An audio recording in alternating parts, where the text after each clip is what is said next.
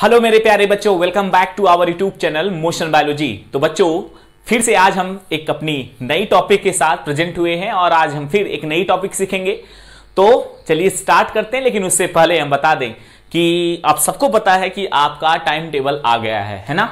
और time table आ गया है, एग्जाम डेट भी पता हो गई है और साथ में ये भी पता हो गया कि हमें केमिस्ट्री, फिजिक्स और बायोलॉजी या मैथ में बहुत ही कम समय मिल रहा है। और देखा जाए तो सभी में, ठीक है, केवल एक एक दिन का गैप मिल रहा है आपको। तो ये नहीं कि लास्ट के दिनों में पढ़ाई होती है, ये तो 100% मान के चलिए पढ़ाई अभी से करिए, तभी कुछ हो सकता है, अच्छे नंबर तभी ला पाएंगे। और टाइम टेबल देख के लोगों से मत कहते फिरिए कि अभी एक दिन का टाइम मिला, एक दिन का टाइम मिला। अभी आपके पास पूरे 2 से ढाई महीने का टाइम है। तो ये तो बहाने मत बनाइए कि मुझे एक ही दिन का उसमें रिवीजन का टाइम मिला। रिवीजन अभी से करिए ना, है ना। उस समय क्या जरूरी है क्या एक दिन में सब पूरा पढ़ के उलाट दोगे? ऐसा कुछ होता नहीं बच्चों, अभी से पढ़ाई करिए तभी कुछ हो सकेगा। तो स्टार्ट करते हैं अपनी आज की टॉपिक बिना बकवास के। आज की टॉपिक बच्चों बहुत छोटी है ना। पहली बात तो बहुत छोटी है, सबसे बड़ी बात इंपॉर्टेंट है, ठीक है, इंपॉर्टेंट है। और अपना एनसीईआरटी बुक ओपन कर लीजिए और उसके बाद हम पढ़ाएंगे कि क्या है कैसे है, क्योंकि आप सबको पता है कि कल की क्लास में काफी ज्यादा मतलब मजा आया होगा आप लोगों को पढ़ के। बहुत सारी इंफॉर्मेशन थी और जितनी इंफॉर्मेशन कल की क्लास में थी ना, वाकई में मतलब ये समझ लीजिए कि पूरे आगे हमें इसी तरीके की इंफॉर्मेशन आगे की टॉपिक में मिलती रहेंगी। तो इस चैप्टर को लोग टफ बना देते हैं इसलिए क्योंकि इसमें इंफॉर्मेशन ज्यादा है, ऐसा है कुछ नहीं, कॉन्सेप्चुअल है और कॉन्सेप्ट लगता है इसमें, ठीक है।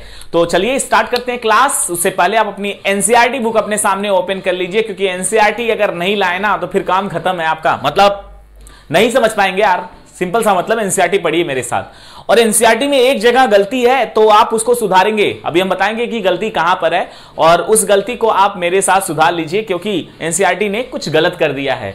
और कहां पर आपको नीट एग्जाम के लिए तैयार होना है उसके लिए भी बताएंगे। तो चलिए स्टार्ट करते हैं क्लास। और हेडिंग है प्रतिबंधन एंजाइम की क्रियाविधि। और आप सबको पता होनी चाहिए बच्चों कि जो प्रतिबंधन एंजाइम की क्रियाविधि का हेडिंग एनसीईआरटी में है नहीं, बट ये फिगर आपके एनसीईआरटी में जरूर है। यानी हेडिंग तो दिया नहीं है, लेकिन इस तरीके की क्रियाविधि आपको मतलब हमने बनाया है, तो आप समझ सकते हैं। सिंपल सा मतलब है कि कैसे क्या होगा, यानी जो प्रतिबंधन एंजाइम है वो किस प्रकार से काम करेगा, ठीक है। तो इसके काम करने का जो प्रोसेस है इसके बारे में बात करते हैं, तो देखते हैं। चलिए, तो बच्चों आपके बुक में फिगर हुआ होगा कि संवाहक डीएनए। संवाहक कौन था? प्लाज्मिड था। जरूरी नहीं कि हमेशा प्लाज्मिड ही हो, है ना। बैक्टीरिया के केस में हमने संवाहक को मतलब किसमें से निकाला था? प्लाज्मिड के बैक्टीरिया के सेल से हमने प्लाज्मिड को निकाला था, उसी को संवाहक यानी वेक्टर कहा था। तो एक संवाहक का डीएनए होगा और वो संवाहक का डीएनए और उसके बाद एक हमारा वांछित जीन होगा जो बाहरी डीएनए होगा जिसे हमें ऐड करना है। किसमें ऐड करना है बताइए? किसमें ऐड करना है? प्लाज्मिड के डीएनए के साथ ऐड करना है, ठीक है। हम चाहते हैं कि कोई जीन उसका हमें रेप्लिकेशन मतलब हमें उसका उत्पाद मिले, या फिर किसी ऑर्गेनिज्म में हम कोई डीएनए का खंड इंसर्ट करना चाहते हैं, ठीक है। तो ऐसे सिचुएशन में हमें क्या करना पड़ेगा? हमें 2 चीजों की आवश्यकता होगी। एक तो संवाहक जो हमारे डीएनए को लेकर जाएगा, हालांकि वैसे तो हम टूल्स में पढ़ चुके हैं 3-4 चीजों की आवश्यकता होती है, जैसे में क्या क्या होना चाहिए? एंजाइम होना चाहिए। कौन सा? रेस्ट्रिक्शन एंजाइम यानी प्रतिबंधन एंजाइम। लाइगेज होना चाहिए डीएनए को जोड़ने के लिए। वेक्टर होना चाहिए, होस्ट बॉडी होना चाहिए, ठीक है। तो इस तरीके के हमें 4-5 टूल्स चाहिए। तो यहां पर देखेंगे कि एक तो वो संवाहक डीएनए होना चाहिए, एक हमारा कौन सा है? बाहरी डीएनए होना चाहिए। बाहरी डीएनए यानी जो हम डीएनए इस संवाहक के साथ जोड़ना चाहते हैं। और उसके बाद हमें क्या चाहिए? एक रेस्ट्रिक्शन एंजाइम चाहिए जो कि इस डीएनए खंड को मतलब एक ही रेस्ट्रिक्शन एंजाइम होगा और वही उसी प्लेस से किसको काटेगा? उसी प्लेस से हमारे बाहरी डीएनए को भी काटेगा और सेम उसी प्लेस से काटेगा। कहां से? किसको? संवाहक के डीएनए से। तभी हम रिकॉम्बिनेंट डीएनए को बना सकेंगे बच्चों। समझिए मेरी बात को। जैसे मान लेते हैं कि यह एक क्या है? यह एक मान लेते हैं अलग डीएनए है तो ये हमारा पेन, बट आप समझ सकते हैं कि हम बता रहे एग्जांपल समझिए। ये अलग डीएनए है, ये हमारा वांछित डीएनए है, ठीक। और ये हमारा संवाहक है। हम चाह रहे हैं कि इस डीएनए का, वांछित डीएनए का ये वाला खंड हमारे इस संवाहक के साथ आके जुड़ जाए, ठीक है, जुड़ जाए। तो जुड़ने के लिए क्या करना होगा? हमें दोनों को यानी इसको भी हमें काट के इस तरीके से ऐड करना पड़ेगा। ठीक है, ये हो गया, इसको हमें आके ऐसे ऐड करना पड़ेगा। इसका मतलब हमें इसको भी सेम प्लेस से काटना पड़ेगा, इसको भी सेम प्लेस से काटना पड़ेगा। तो इसके लिए हम एंजाइम का यूज करेंगे, और वो कौन सा एंजाइम होगा? रेस्ट्रिक्शन एंजाइम, यानी प्रतिबंधन एंजाइम। हेडिंग ही है प्रतिबंधन एंजाइम की क्रियाविधि। अब उस केस में होगा क्या कि जो प्रतिबंधन एंजाइम है, प्रतिबंधन एंजाइम जहां से, सुनिएगा मेरी बात को ध्यान से सुनिएगा, जहां से संवाहक के डीएनए को काटेगा, सेम उसी प्लेस से किसको काटेगा? हमारे वांछित डीएनए खंड को। एग्जांपल देखते हैं, अच्छे से समझ में आएगा। Eco R first E coli bacteria से निकाला गया है। हमने इसको संवाहक के डीएनए को कट करने के लिए भेजा, तो ये संवाहक के डीएनए को कहां से कट कर रहा है बताइए? मतलब संवाहक के डीएनए को ये इको आर फर्स्ट जो है, ये पैलिंडोमिक सीक्वेंस को पहचानता है। पैलिंडोमिक न्यूक्लियोटाइड सीक्वेंस होते हैं। पैलिंडोमिक सीक्वेंस किसको कहते हैं? पहले तो ये समझ लेते हैं, उसके बाद इसको हम पढ़ेंगे। पैलिंडोमिक सीक्वेंस क्या होते हैं? पैलिंडोमिक सीक्वेंस का मतलब होता है जिसको उल्टा सीधा जैसे भी पढ़े हम, वो एक समान हो, उल्टा सीधा एक समान हो। ठीक है, और उसके साथ ही चाहे वो उसके हम ऊपर से पढ़े उसको, चाहे नीचे से पढ़े, जैसे हम समझ सकते हैं, जैसे हम इसको कहें कि ये 5 इंड है, ये 3 है, और ये 3 है, और ये 5 है, तो हम ऐसे पढ़े और ऐसे पढ़े, उल्टा सीधा एक समान है। इसका एक एग्जाम्पल दिया है मलयालम। मलयालम को आप इधर से भी पढ़ेंगे तब भी मलयालम आएगा, इधर से भी पढ़ेंगे तब भी मलयालम आएगा। इसी प्रकार से एक एग्जाम्पल और आपको देते हैं, जहाज। जहाज को इधर से पढ़िए आप, चाहे इधर से पढ़िए, सेम आता है। ठीक है, तो उसी प्रकार से जो प्रतिबंधन एंजाइम होते हैं वह 6 क्षारक बिंदुओं को पहचानते हैं। कितने पता है? कितने? 6 क्षारक बिंदुओं को पहचानते हैं। और ये 6 न्यूक्लियोटाइड जो होते हैं वो उल्टा और सीधा दोनों तरफ से एक जैसे होते हैं। जैसे में एग्जांपल देखिए, इको आर फर्स्ट एक प्रतिबंधन एंजाइम है, और ये किसको पहचानता है? किस पैलिंडोमिक सीक्वेंस को पहचानता है? GAATTC। ठीक है, GAATTC। अब इसको पढ़िए नीचे वाले से, GAATTC। ऊपर से पढ़िए GAATTC, और उसके बाद इधर से पढ़िए GAATTC। कौन? इको आर फर्स्ट का ये क्या है? पहचानने वाला स्थल है। चलिए कमेंट बॉक्स में क्वेश्चन का आंसर दीजिएगा। हिंड सेकेंड का कौन सा, मतलब हिंड सेकेंड किसको किसको पहचानता है? ये कमेंट बॉक्स में आंसर चाहिए हमको। ठीक है, अलग अलग प्रतिबंधन एंजाइम अलग अलग साइट को पहचानते हैं, अलग अलग पैलिंडोमिक सीक्वेंस को पहचानते हैं। कि देखिए पैलिंडोमिक सीक्वेंस किसको कहते हैं? जिसको इधर से भी पढ़ने पर और इधर से भी पढ़ने पर एक जैसे होते हैं। ठीक है, दोनों तरीके से हम पढ़ें, दोनों तरीके से वो कैसे होंगे? एक जैसे होंगे। उसी को हम क्या बोलते हैं? पैलिंडोमिक सीक्वेंस बोला जाता है बच्चों। ठीक है, अब देखिए यहां पर GAATTC, फिर इधर से पढ़ेंगे GAATTC। अब इको आर फर्स्ट हमने संवाहक डीएनए पे डाला। संवाहक डीएनए किस प्लेस से काटेगा? इस देखिए, इस G और A वाले प्लेस से काटा जाएगा। किस वाले प्लेस से? G और A वाले प्लेस से इसको काट कर दिया जाएगा। ठीक है, और यहां पर देखेंगे यही इको आर फर्स्ट हमारे वांछित डीएनए को भी काटेगा। ठीक है, अगर वांछित डीएनए को अगर इको आर फर्स्ट नहीं काटेगा तो चिपचिपा छोर नहीं बनेगा। अब ये नया वर्ड हमने क्या यूज किया? स्टिकी इंड, यानी चिपचिपा छोर। इसका मतलब होता है किस चिपचिपा छोर किसको कहते हैं?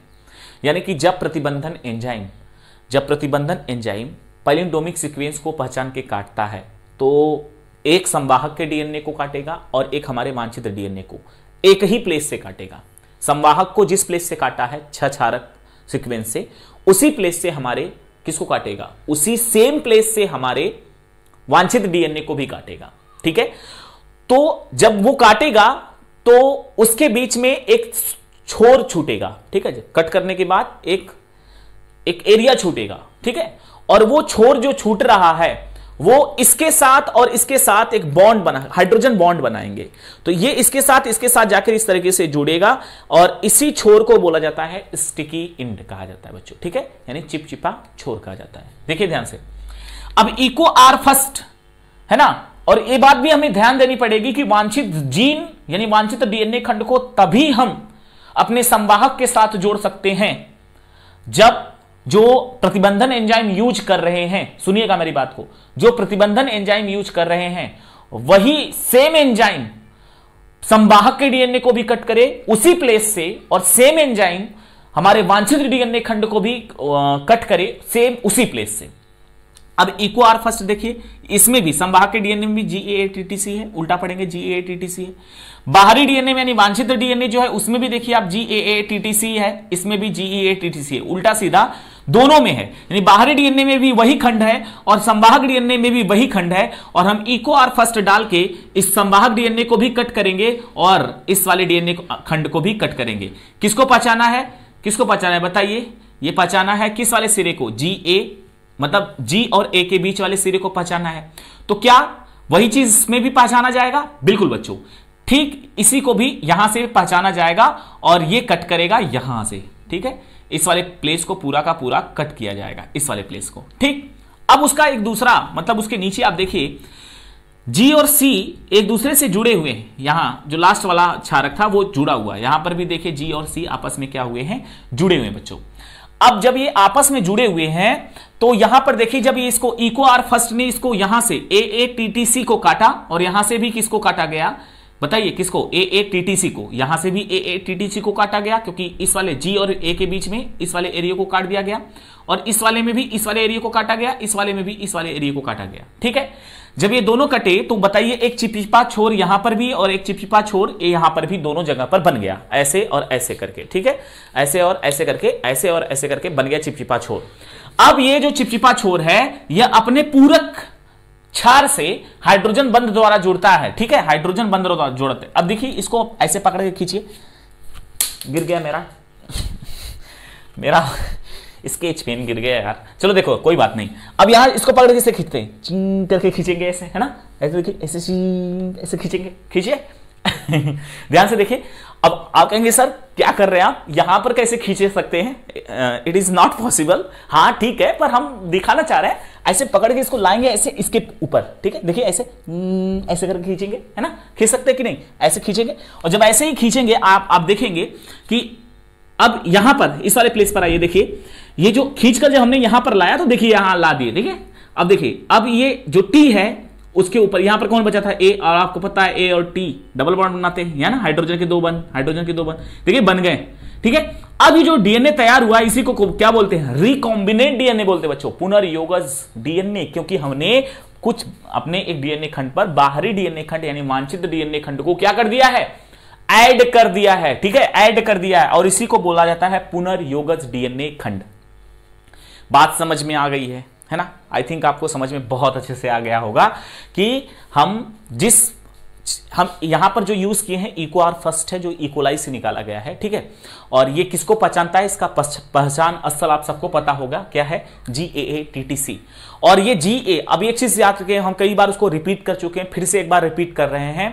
हम जिस भी प्रतिबंधन एंजाइम का यूज करेंगे वह प्रतिबंधन एंजाइम जिस जगह से संवाहक के डीएनए को काटेगा, वेक्टर के डीएनए को काटेगा, ठीक उसी जगह से हमारे वांछित डीएनए खंड को काट के चिपचिपा छोर उत्पन्न करेगा, यानी चिपचिपा छोर उत्पन्न करेगा। जब चिपचिपा छोर उत्पन्न करेगा तो जिससे जाकर हम जो है दोनों आपस में जुड़ेंगे, वो हाइड्रोजन बॉन्ड बनाएंगे, ठीक है। और सेम प्लेस से काटना पड़ेगा, सेम एंजाइम काटेगा, ऐसा नहीं कि हम दो अलग एंजाइम यूज करेंगे। और रिस्ट्रिक्शन एंडोन्यूक्लियस एंजाइम का सिंपल सा मतलब यह है कि वो केवल प्रतिबद्ध है केवल एक प्लेस से काटने के लिए, इसलिए इसको बोलते हैं प्रतिबंधन एंजाइम, ठीक है, प्रतिबद्ध है एक प्लेस से काटने के लिए।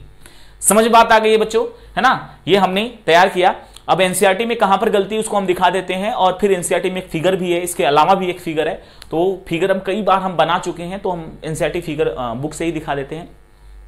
आई थिंक आपको ये प्रोसेस पूरा समझ में आ गया होगा बहुत अच्छे से, है ना, और खींचने में मजा आया होगा ऐसे।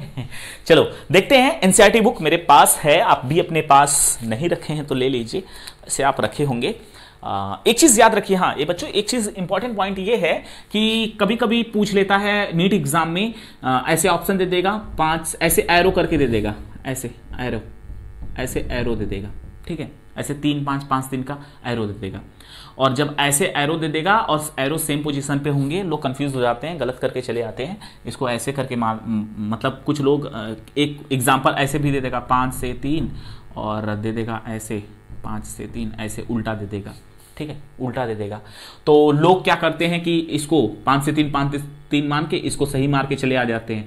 ऐसा है नहीं बच्चों, ऑप्शन नंबर यही सही है। ठीक है, आप अपने एनसीईआरटी बुक में ध्यान से देखेंगे, हमेशा एरो का जो डायरेक्शन है वो इसी साइड है, मतलब इधर से स्टार्ट करके उधर है।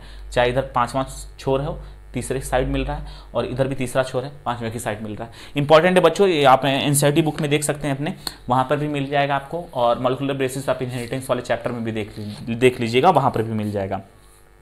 और उसके बाद आप देखिए यहाँ पर जो आपके बुक में दिया है, जो इंग्लिश में लिखा है GAATTC, GAATTC, ये तो ठीक है, ये उसने तो सही मतलब उल्टा करके दे दिया है, तो आप यहां से इसको सही कर लेंगे।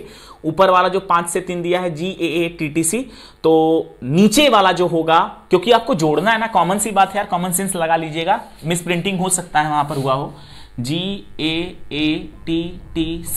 और इसमें हिंदी वाला सही दिया है, आपके एनसीईआरटी बुक में हिंदी वाला सही दिया है, इंग्लिश वाला गलत कर दिया है, तो ये उल्टा होगा GAATTC।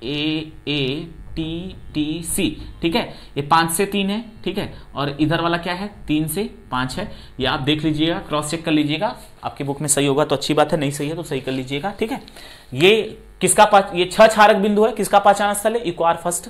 इक्वार फर्स्ट कहां से निकाला जाता है, इकोलाई बैक्टीरिया के अंदर से निकाला जाता है, प्रतिबंधन एंजाइम है, और इस संवाहक को उसी प्लेस से काटता है और सेम प्लेस से हमारे प्रतिबंधन एंजाइम को काटता है। पैलिंड्रोमिक सीक्वेंस पता है, पैलिंड्रोमिक सीक्वेंस उसे कहते हैं, जिसको डिफिनेशन लिखना है वो लिख सकता है। पैलिंड्रोमिक सीक्वेंस उसको कहा जाता है जिसको उल्टा और सीधा, मतलब उल्टा पढ़ने पर, ठीक है, और उधर से भी सीधा पढ़ने पर, ठीक है, यहां से देखिए, सीधा पढ़ने पर GAATTC, उल्टा पढ़ने पर GAATTC, एक जैसा हो, ठीक है, उसी को हम बोलते हैं पैलिंड्रोमिक सीक्वेंस। और इसका एक एग्जांपल मलयालम दिया है, मलयालम नीट एग्जाम का क्वेश्चन भी बन चुका है। मलयालम को इधर से भी पढ़िए मलयालम आएगा, पीछे से भी पढ़ेंगे मलयालम आएगा। एक बुक में एक फिगर है, ये देख लीजिए सभी लोग, ये वाला फिगर, ठीक है, ये फिगर आप अपने एनसीईआरटी में देखेंगे, यहां पर लिखा है, देखिए बाहरी डीएनए है, और इस बाहरी डीएनए को इस संवाहक में देखिए यहां पर जोड़ा जा रहा है। देखिए यहां पर कट करके वांछित डीएनए को किसकी हेल्प से जोड़ेंगे, डीएनए को किसकी हेल्प से जोड़ा जाता है, ये भी कमेंट बॉक्स में आंसर दे दीजिएगा। ठीक है, और उसके बाद हमें भी बताते हैं कौन कौन बच्चे आंसर देते हैं। ठीक है, अब हमने इसमें से बाहरी डीएनए से अपना वांछित जीन कट कर लिया है, कट करके हम इस संवाहक में ऐड करेंगे। अब इस संवाहक में ऐड कर गया, और जब ऐड कर देंगे संवाहक में, यानी हम एक डीएनए में दूसरा डीएनए ऐड करेंगे तो आरडीएनए बनेगा, रिकॉम्बिनेंट डीएनए बनेगा। अब उस रिकॉम्बिनेंट डीएनए को फिर से किस में प्रवेश कराया गया है, देखिए यहां पर बैक्टीरिया के सेल में प्रवेश कराया गया। बैक्टीरिया 1 से 2 हुई है, यहां पर देखिए बैक्टीरिया 1 से 2 ही है, और 2 से फिर क्या होगी, 4 होगी। तो उससे फायदा क्या होगा कि जो हम डीएनए ऐड कर रहे हैं, अपना वांछित डीएनए, वो भी हर बैक्टीरिया में जाकर क्या होगा, रेप्लिकेट करेगा, 1 से 2, 2 से 4, 4 से 8, ऐसे करके हमारा मतलब डीएनए भी बहुत संख्या में हो जाएगा, जिससे हमारा वांछित प्रोटीन बनेगा। क्योंकि डीएनए से एमआरएनए बनता है, एमआरएनए से कौन बनता है, प्रोटीन बनता है। हम पिछले चैप्टर में पढ़ के आ चुके हैं। आई थिंक बच्चों ये आज की टॉपिक समझ में आ रही है ना, सिंपल है। तो ये आपका यहां तक आज की क्लास यहीं पर समाप्त करेंगे, और क्वेश्चन जो पूछा गया है उसको कमेंट बॉक्स में आंसर दीजिए। बहुत सारे बच्चे जो है कमेंट बॉक्स में आंसर देते हैं और बहुत सारे लोग नहीं देते हैं, और हम उनका नाम ले लेंगे। आंसर जो देते हैं, अलका राय, ज्योति राय, आराधना यादव और आरजू त्रिपाठी, आदर्श मिश्रा, आई थिंक आदर्श मिश्रा, हाँ सही है, आदर्श मिश्रा, और उसके बाद सृष्टि यादव, और उसके बाद खुशी राय, श्रेया राय, ठीक है, और रिया तिवारी, ठीक, तो अलका राय, बहुत सारे बच्चे हैं जिनका नाम अगर हम भूल जाएं तो क्षमा चाहेंगे, और हम पूरी कोशिश किए हैं, सबका नाम ले चुके हैं। तो चलते हैं, आज की क्लास यहीं पर समाप्त करेंगे बच्चों। पढ़ते रहिए, मेहनत से पढ़ते रहिए, क्योंकि अब तो टाइम टेबल आ चुका है। फोड़ के आना एग्जाम को, ठीक है, फोड़ का मतलब वहां तोड़ फोड़ मत करके आना, मतलब बहुत अच्छे तरीके से तैयारी करके जाइए। हम लास्ट दिन तक आपके साथ बने रहेंगे, पूरा सपोर्ट करेंगे, और हम ये चाहेंगे कि बायोलॉजी में जो आपका थ्योरी आता है 70 आउट ऑफ 70 आए, और आप अपने प्रैक्टिकल में अच्छा करके आए 30 आउट ऑफ, यानी 100 टच करना है हमको, है ना, और इसके लिए हम पूरा आपका साथ देंगे। तो चलते हैं बच्चों, आज की क्लास यहीं पर समाप्त करते हैं। और हाँ, पढ़ते सारे लोग, लाइक कोई नहीं करता यार, कर दिया करिए, ठीक है, लाइक करिए, शेयर करिए, सब्सक्राइब करिए। चलते हैं बच्चों, मिलेंगे फिर से कल की क्लास में नई टॉपिक के साथ। Thank you so much, thanks for watching all of you my dear student.